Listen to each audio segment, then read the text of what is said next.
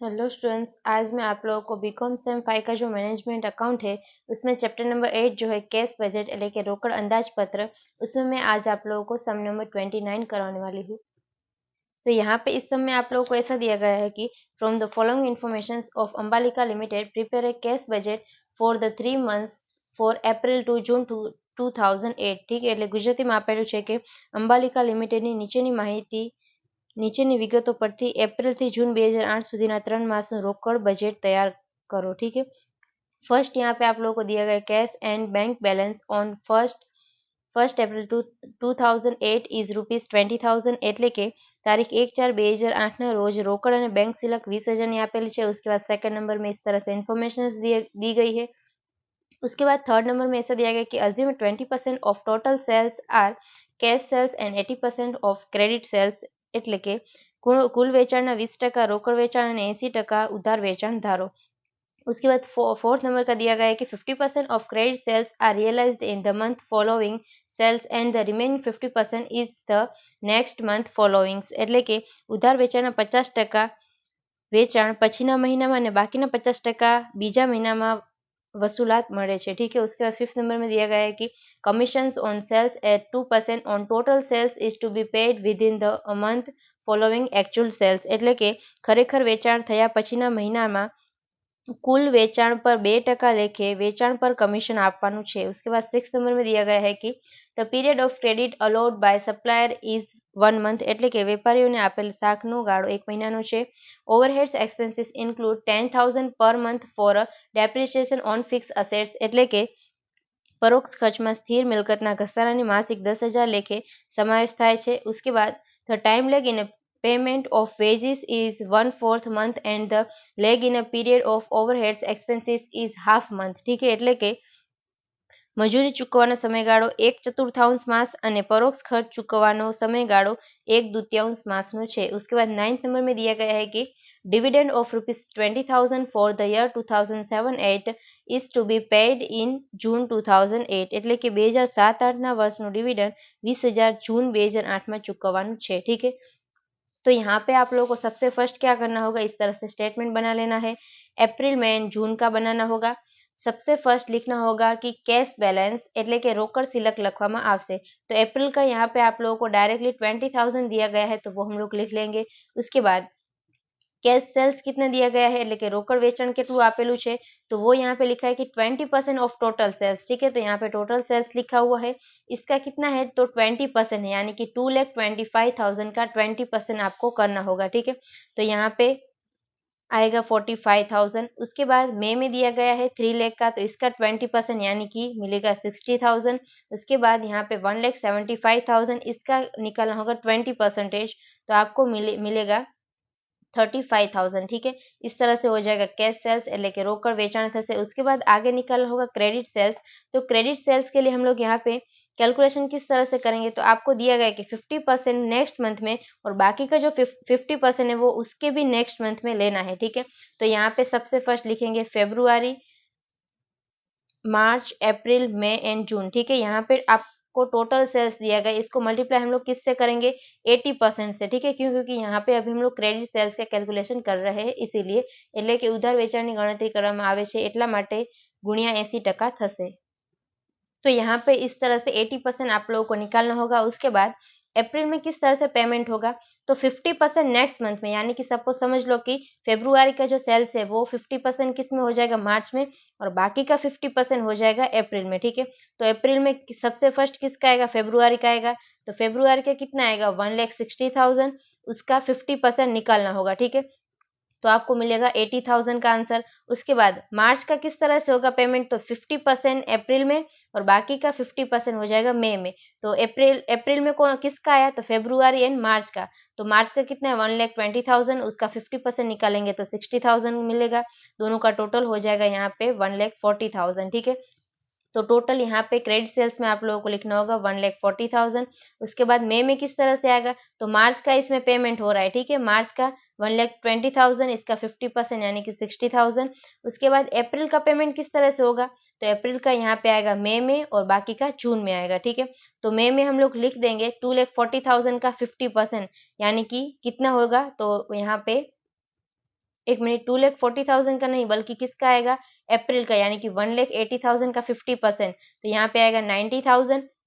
तो अप्रैल का किस पे पेमेंट हो रहा है, तो एक हो रहा है मई में, ठीक है, तो मई में हम लोगों ने लिख लिया कितना हो रहा है, तो 90,000। उसके बाद हो रहा है जून में, ठीक है, तो यहाँ पे भी हम लोग लिख देते हैं 90,000, ठीक है। इन दोनों का टोटल करेंगे तो 1,50,000 का आंसर आएगा, तो यहाँ पे हम लोग लिख देंगे 1,50,000। उसके बाद जून में किस तरह से होगा, तो अप्रैल का पेमेंट हो रहा है, ठीक है, तो वो तो हम लोगों ने लिख लिया। उसके बाद मई का भी पेमेंट होगा, तो 2,40,000, इसका 50% कितना हो जाएगा, 1,20,000, ठीक है, इस तरह से करना होगा। टोटल 2,10,000 हो जाएगा, ठीक है, तो यहाँ पे हम लोग लिख देंगे 2,10,000। इस तरह से यहाँ पे क्रेडिट सेल्स का कैलकुलेशन आएगा। उसके बाद इसमें से हम लोग लेस करेंगे क्रेडिट परचेस, ठीक है, એટલે કે જે ઉધાર ખરીદી આપેલ છે તે। तो यहाँ पे क्रेडिट परचेस का किस तरह से पीरियड दिया गया है, तो 1 मंथ का दिया गया है, ठीक है, એટલે કે 1 મહિનાનો ગાળો આપેલો છે। तो यानी कि आपको कौन सा लिखना है, अप्रैल का लिखना है, तो 1,10,000 है, मगर 1 मंथ का पीरियड दिया गया है, तो मार्च का जो होगा वो अप्रैल में पे हुआ होगा, ठीक है। तो अप्रैल में कौन सा आएगा, 90,000 का, तो यहाँ पे आप लोगों को लिखना होगा 90,000। उसके बाद अप्रैल का कहाँ पे जाएगा, मई में कितना है, 1,10,000, तो यहाँ पे लिखेंगे 1,10,000। देन उसके बाद मई का हो जाएगा जून में, तो मई का कितना है, 1,60,000, तो यहाँ पे आएगा 1,60,000 जून में, ठीक है। इस तरह से 1 मंथ के बाद पेमेंट हो रहा है, इसीलिए हम लोग इस तरह से कैलकुलेशन करेंगे। उसके बाद आगे आप लोगों को यहाँ पे वेजिस एंड ओवरहेड्स के लिए क्या दिया गया है, तो वेजिस के लिए सबसे फर्स्ट दिया गया है कि 1/4 लेना होगा मंथ का, और ओवरहेड्स का दिया गया है हाफ दिया गया है मंथ, ठीक है। तो पहले हम लोग यहाँ पे ओवरहेड्स का कैलकुलेशन कर रहे हैं, तो ओवरहेड्स में उसके बाद ऐसा दिया गया है कि 10,000 जो है डेप्रिसिएशन वो ओवरहेड में इंक्लूड है, ठीक है, तो वो पहले माइनस करना होगा। तो सबसे फर्स्ट यहाँ पे अप्रैल, मई एंड जून लिख देना होगा। तो यहाँ पे है 45,000, उसमें से 10,000 लेस हो जाएगा, यानी कि 35,000 आएगा आंसर। उसके बाद 50,000 में से 10,000 माइनस हो जाएगा, तो 40,000 का आंसर आएगा। और 35,000 में से 10,000 लेस हो जाएगा, तो यहाँ पे 25,000 का आंसर मिलेगा, ठीक है। ये हो गई यहाँ पे ओवरहेड्स। तो यहाँ पे कितना है, हाफ मंथ दिया गया है, ठीक है। इसका मतलब अप्रैल में किसका आएगा, तो एक आएगा अप्रैल का, और उससे पहले कौन सा है, मार्च का, तो यहाँ पे आएगा मार्च का। तो मार्च में यहाँ पे 30,000 दिया गया है, ठीक है, तो 30 माइनस 10 यानी कि यहाँ पे 20,000 का आंसर मिलेगा। तो इसका हाफ कितना हो जाएगा, तो यहाँ पे हो जाएगा मार्च का 10,000, और एक का 35,000 का हाफ कितना हो जाएगा, तो 17,500, ठीक है।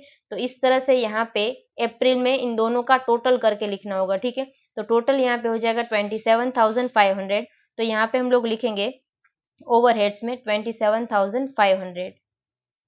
उसके बाद आगे हम लोग मई की बात करेंगे, तो मई में किस तरह से हो रहा है, तो यहाँ पे अप्रैल का 50% इसका, और यहाँ पे मई का भी 50%, यानी कि 35,000 का 50%, तो 17,500 ये आया अप्रैल का। और उसके बाद मई का कितना आएगा, 40,000 का हाफ, यानी कि 20,000 मिल जाएगा, तो यहाँ पे होगा 37,500, ठीक है। और उसके बाद यहाँ पे जून में किस तरह से होगा, तो मई का 50% यानी कि आएगा 20,000, और जून का कितना है 25,000, इसका हाफ कितना हो जाएगा, तो 12,500, ठीक है। दोनों का टोटल करना होगा, तो यहाँ पे 32,500 का आंसर मिलेगा, ठीक है।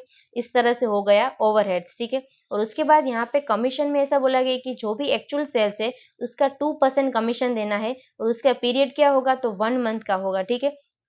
એટલે કે ગુજરાતીમાં એવી રીતનું આપેલું છે કે ખરેખર વેચાણ થયા પછીના મહિનામાં કુલ વેચાણ पर 2% लेखे वेचाण पर कमीशन આપવાનું છે। यानी कि इसमें क्या होगा, तो अप्रैल में हम लोग कमीशन देंगे, मगर कौन से मंथ का देंगे, तो इससे पहले का जो मंथ है मार्च, ठीक है, इसका देंगे। तो 1,50,000 इसका 2% निकालना होगा, तो मिलेगा 3,000। तो यहाँ पे आप लोगों को लिखना होगा 3,000। उसके बाद मई में कौन सा आएगा, तो अप्रैल का, तो 2,25,000 उसको मल्टीप्लाई करना होगा 2% के साथ, तो यहाँ पे 4,500 का आंसर मिल जाएगा। और उसके बाद यहाँ पे जून में किसका आएगा, तो अप्रैल का, सॉरी जून में किसका आएगा, तो मई का आएगा, ठीक है। तो 3 लाख जो है उसका 2% निकालना होगा, तो 6,000 का आप लोगों को आंसर मिलेगा, ठीक है। और उसके बाद यहाँ पे लास्ट में इन्फॉर्मेशन दी गई है कि dividend of 20,000 for the year 2007-8 to be paid in June 2008, ठीक है। तो जून में कितना डिविडेंड पे हुआ है, 20,000 का, तो यहाँ पे हम लोग लिख देंगे 20,000 जो जून में पे हुआ है वो, ठीक है। और यहाँ पे नील हो जाएगा इस तरह से। अभी हम लोग लास्ट में कैलकुलेशन करेंगे वेजिस का।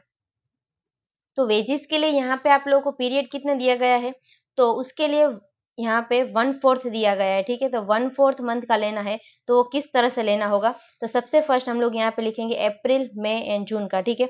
अप्रैल का यहाँ पे वेजेस कितना दिया गया है, तो 48,000, मई का 50,000 और जून का 42,000 दिया गया है, ठीक है। 1/4 आप लोगों को जब भी दिया होगा तो उसके लिए कैलकुलेशन किस तरह से करना है, तो सबसे फर्स्ट जो करंट मंथ है એટલે કે જે ચાલુ મહિનો છે उसका आप लोगों को 3/4 लेना है, ठीक है। अगर 3/4 प्लस 1/4 करे तो आप लोगों को 1 आंसर मिल जाएगा, ठीक है। तो 1/4 जो होगा उसके नेक्स्ट मंथ में आएगा, ठीक है। इसका मतलब अगर हम लोगों को मई का चाहिए तो मई में क्या आएगा, तो अप्रैल का 1/4 आएगा अप्रैल का, और ये मई जो है उसका कितना आएगा, 3/4 आएगा, ठीक है। इस तरह से कैलकुलेशन करना है। तो अभी हम लोग अप्रैल की बात करेंगे, तो अप्रैल खुद का कितना आएगा, तो 3/4 आएगा, और अप्रैल के पहले क्या आता है, मार्च, तो मार्च का यहाँ पे आएगा 1/4, ठीक है। तो आप लोगों को क्या करना है, 48,000 उसको मल्टीप्लाई 3 और डिवाइडेड बाय 4 करना होगा, ठीक है। तो आप लोगों को आंसर किस तरह से मिल जाएगा, तो यहाँ पे 30,000 का आंसर, 36,000 का आंसर मिलेगा, ये हो जाएगा अप्रैल का। अभी मार्च का कितना होगा, तो मार्च का यहाँ पे आपको दिया गया है वेजिस कितना है, 36,000, इसको मल्टीप्लाई 1 और डिवाइडेड बाय 4 करना होगा, ठीक है। तो 9,000 का आंसर मिल जाएगा मार्च का। इन दोनों का आपको टोटल करना होगा, ठीक है। टोटल हो जाएगा 45,000। तो यहाँ पे अभी हम लोग अप्रैल में लिखेंगे 45,000, ठीक है। ये हो गया अप्रैल का। उसके बाद मई में किस तरह से आएगा, तो ये जो करंट मंथ है એટલે કે જે ચાલુ મહિનો છે इसका कितना आएगा, 3/4। तो आपको क्या करना होगा, 50,000 मल्टीप्लाई बाय 3 और डिवाइडेड बाय 4 करना होगा, ठीक है। तो यहाँ पे आपको 37,500 का आंसर मिल जाएगा। और उसके बाद इससे पहले का मंथ है उसका कितना लेना है, 1/4, ठीक है। तो यानी कि 48,000 डिवाइडेड बाय 4 कर देना है, ठीक है। तो आपको 12,000 का आंसर मिल जाएगा। अभी इन दोनों का टोटल करना होगा तो 49,500 का टोटल हो जाएगा, ठीक है। तो वो यहाँ पे अभी हम लोग लिख देंगे 49,500, ठीक है। उसके बाद यहाँ पे जून मंथ में किस तरह से आएगा, तो ये जो करंट मंथ है उसका 3/4 आएगा, ठीक है। और उससे पहले का मई मंथ जो था उसका 1/4 आएगा, यानी कि 50,000 डिवाइडेड बाय 4 करना होगा। तो आपको 12,500 का आंसर मिल जाएगा, और इसको मल्टीप्लाई 3 और डिवाइडेड बाय 4 करना होगा, तो 31,500 का आंसर मिल जाएगा। इन दोनों का टोटल करना होगा तो 45,000 का आंसर मिलेगा, ठीक है। तो यहाँ पे हम लोग लिख देंगे 44,000। इस तरह से यहाँ पे कैलकुलेशन हमारा हो गया। अभी हम लोग टोटल करेंगे और फाइनल आंसर निकालेंगे। जो भी ये वीडियो को देख रहा है वो जल्दी से चैनल को सब्सक्राइब कर दे और वीडियो को लाइक और शेयर करना मत भूलना। तो अभी हम लोगों ने इस तरह से कर दिया। उसके बाद फाइनल हम लोग आंसर निकालेंगे। तो किस तरह से, सबसे फर्स्ट अप्रैल का हम लोग लेंगे 20,000 प्लस करेंगे 45,000 प्लस 1,40,000, तो यहाँ पे 2,05,000 का आंसर मिल जाएगा। उसके बाद बी का हम लोग टोटल करेंगे तो 90,000 प्लस करेंगे 45,000 प्लस 27,500 प्लस 3,000, तो यहाँ पे आपको 1,65,500 का आंसर मिलेगा।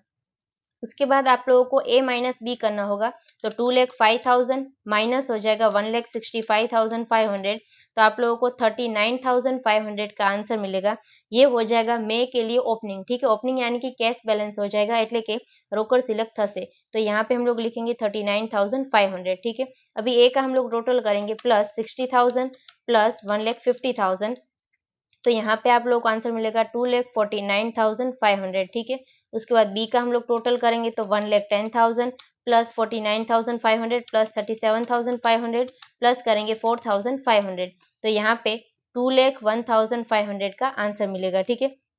उसके बाद ए माइनस बी करना होगा। तो 2,49,500 में से माइनस करेंगे 2,01,500, तो यहाँ पे आप लोगों को 48,000 का आंसर मिल जाएगा। ये हो जाएगा जून के लिए ओपनिंग, ठीक है। तो यहाँ पे जून में हम लोग लिखेंगे 48,000, उसके बाद प्लस करेंगे 35,000 प्लस करेंगे 2,10,000, तो यहाँ पे आपको आंसर कितना मिल जाएगा, 2,93,000, ठीक है। उसके बाद बी का हम लोग टोटल करेंगे तो 1,60,000 प्लस करेंगे 44,000 प्लस 32,500 प्लस 6,000 प्लस 20,000, तो यहाँ पे आपको 2,62,500 का आंसर मिल जाएगा। उसके बाद ए माइनस बी करेंगे तो 2,93,000 माइनस करेंगे 2,62,500, ठीक है। तो फाइनल आप लोगों को 30,500 का आंसर मिल जाएगा, ठीक है। ये यहाँ पे फाइनल आंसर हो जाएगा, ठीक है। तो जब भी आप लोगों को एग्जाम में इस टाइप का सम पूछा जाए तो इस तरह से सॉल्व करना होगा, ठीक है। और अभी मैं जो आप लोगों को वीडियो के जरिए जो भी सम्स करवाती हूँ वो पहले के ईयर के जो पेपर है एग्जाम के उसमें ऑलरेडी पूछे गए हैं और मोस्ट इम्पोर्टेंट सम है, ठीक है। तो यहाँ पे ध्यान दे के आप लोगों को समझना होगा।